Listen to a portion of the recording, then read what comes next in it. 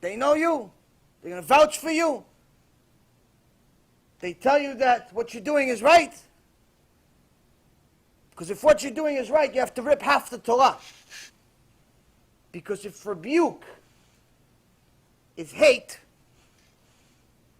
that means that everything that Moshe Rabbeinu said is hate. And then you have to rip the other half of the Torah. Because everything that HaShem said was rebuke also.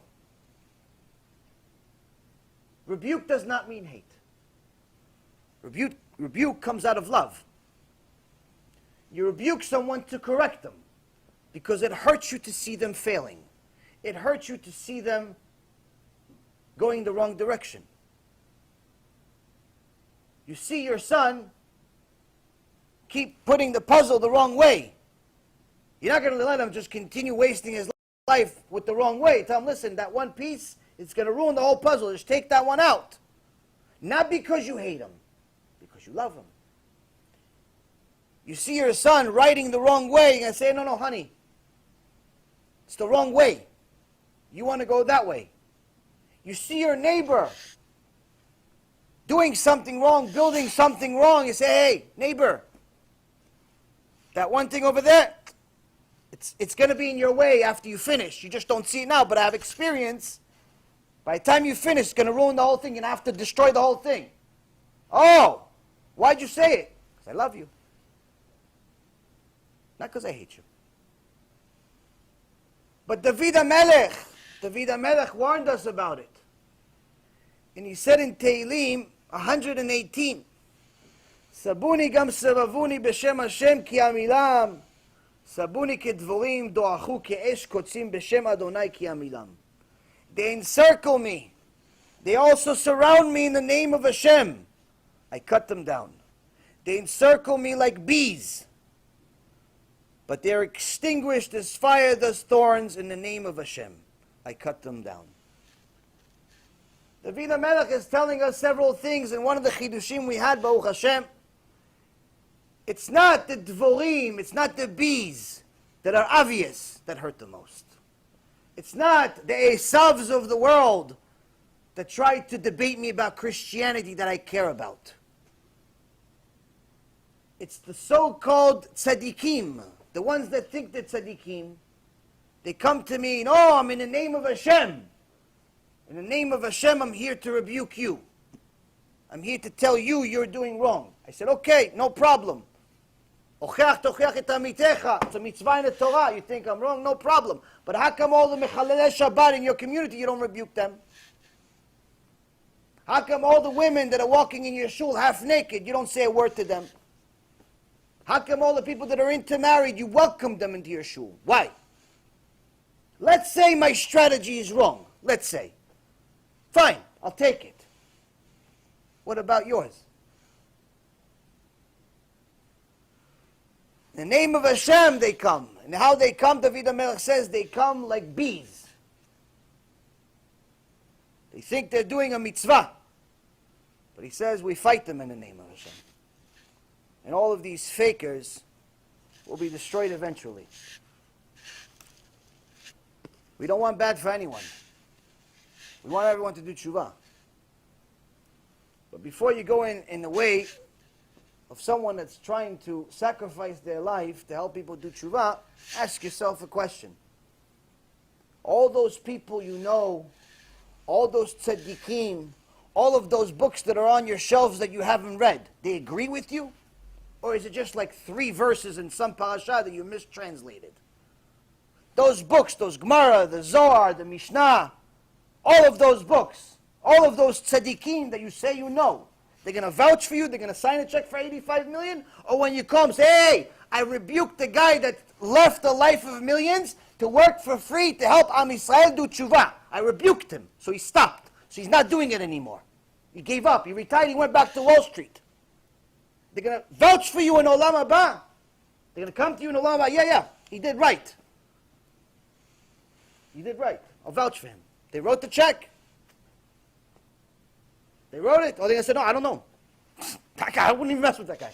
I blessed him. That was an accident. I didn't know it was him. It was before he did this craziness. I wouldn't have blessed him if I knew. Oh, it wasn't like that. I wasn't sure. All of a sudden, no one knows. This is important to know. It's important to know because, unfortunately, the Gog Magog that we've been talking about for the last 3 years of doing lectures, it starts at home. It starts inside. The Erev Rav is inside. The Gog Magog is inside. Satan is inside. It's all inside.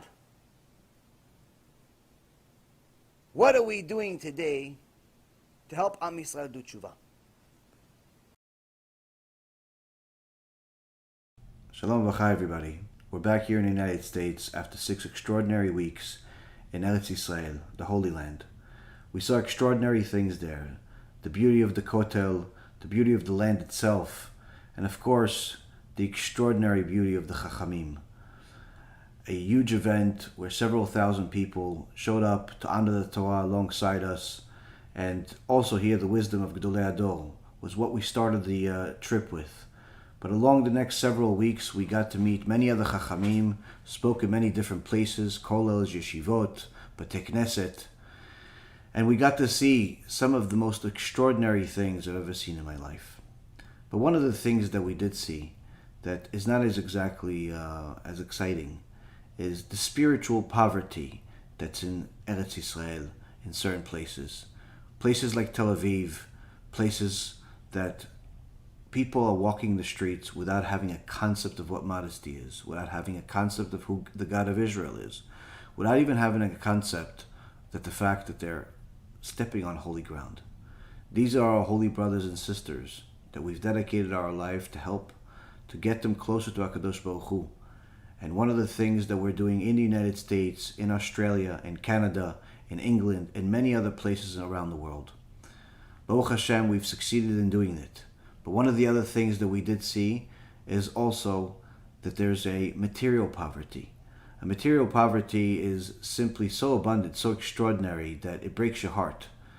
We're sitting in our house when the next door neighbor decided to pass by to say hello, and while they were saying hello, they asked us if we have any extra toys because they simply couldn't afford to buy their kids any toys. Of course, my kids gave them their toys, and Baruch Hashem, we got to fulfill the mitzvah, but there are thousands upon thousands of these types of families of Chachamim, families of tzaddikim that simply have poverty as a standard way of living. These are the types of families that we've dedicated our lives to help as well. Over the last few years, we've helped tens of thousands of people to feed them during the holidays, to get them toys, to get them clothes, to get them beds, to get them whatever we possibly can. During this trip, we also lost a very dear friend, one of our partners in the distribution, a very dear friend of ours, Giveret Ital, that really dedicated her life to helping Am Yisrael. We're going to miss her, but as a dedication to her, as a dedication for Klal Yisrael, and as another way to honor our Kadosh Baruch Hu, we're continuing to do our food distribution as well as our spiritual distribution. We need your help. This time of the year is Rosh HaShana, Yom Kippur, Sukkot, the high holidays. These are the times where most people donate the most of their money during this time of the year because they need the righteous judgment. They need the good judgment. They need to be blessed with a new child, with financial success, with a health miracle, with all types of issues. And Baruch Hashem, people know that the blessings of the Mezakei HaRabim, people that have dedicated their life to helping Am Yisrael, those blessings get a special VIP treatment in Shamayim. Over the years, we've had many people tell us how each and every single one of their blessings that they received from us was fulfilled during that year. And as a result of their donations, they got many, many more folds of blessings than they could ever imagine. Please, partner with us during this time of the year. Be generous and also be understanding that this is the time where every single one of us gets judged and every one of us needs a little help. If we help HaKadosh Baruch Hu's children, spiritually and materially, there is no doubt in my mind that HaKadosh Baruch Hu will also help us as well. Thank you very much for all of your support over the years. May Hashem continue to bless you, and BeEzrat HaShem, we will all have a Shana Tova. ידידיי ואהוביי, אחיי ואחיותיי היקרים, אם שמתם לב, ארגון בעזרת השם פעיל במשך כל השנה. הפעילות שלו מתבצעת במישור הגשמי והרוחני. זאת אומרת, לדאוג לאחינו בית ישראל, גם לנשמה וגם לגוף. ישנם אנשים שעניים בתורה. ישנם אנשים שעניים מבחינה כלכלית. לקחנו על עצמנו את התפקיד הקשה לדאוג גם מבחינה רוחנית וגם מבחינה גשמית לכלל ישראל בארץ ובעולם. ברוך השם, עד היום נעזרו על ידינו עשרות אלפי אנשים. משפחות נזקקות לא רק מבחינה רוחנית, גם מבחינה גשמית, אם זה סלים בחגים, אם זה אוכל, אם זה שתייה, אם זה עזרה בעניינים רפואיים, בכל דבר ועניין שהיה נרתמנו לעזור, והחידוש הגדול שלא על מנת לקבל פרס. בלי אחוזים, בלי עניינים, עוד הפוך. ראשי הארגון באים ותורמים מכספם את כל מה שצריך כדי לבוא ולעזור לעם ישראל. זה הארגון היחיד שאני יכול לבוא ולהעיד שכולו לשם שמיים. לכן ידידיי ואהוביי, אנחנו מבקשים את עזרתכם לבוא ולהמשיך להפוך את העולם למקום יותר טוב, הן מבחינה רוחנית, הן מבחינה גשמית. ואנחנו בקמפיין הקבוע שלנו לימים נוראים לפני החגים, שאנחנו באים ודואגים לאלפי אנשים בסלי מזון, בעזרה לחגים ובשאר מצרכים. לצורך זה פתחנו בקמפיין גיוס המונים של עזרה לנזקקים, ועוד קמפיין של תמיכה כללית בפעילות הארגון שנלחם במשך כל השנה בכוחות הרע, בעניינים של כפירה, בהפצת תורה ויהדות. כל מי שירצה לבוא ולהיות שותף, כאן בדף הזה של הקמפיין מוזמן לבוא ויקבל ברכת שמיים, שכל משאלות לבכם יתקיימו לטובה.